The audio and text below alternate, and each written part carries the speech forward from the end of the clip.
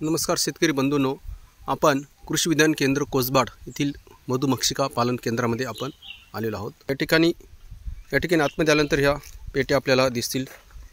वेगवेगळ्या मधमाशांच्या पेट्या इथे आहेत।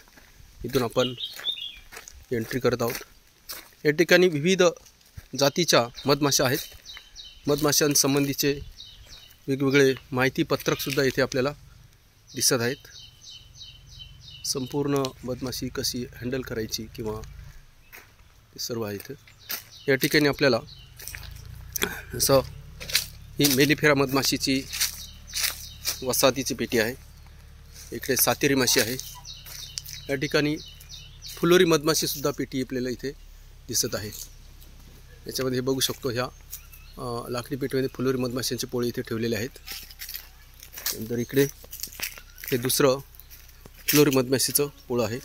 या ठिकाणी वेगवेगळे प्रशिक्षण सतत दिले जातात। तर या ठिकाणी वेगवेगळ्या माशांसंबंधी प्रशिक्षणे दिले जातात, त्याचे आपण लाभ घेतला पाहिजे। धन्यवाद।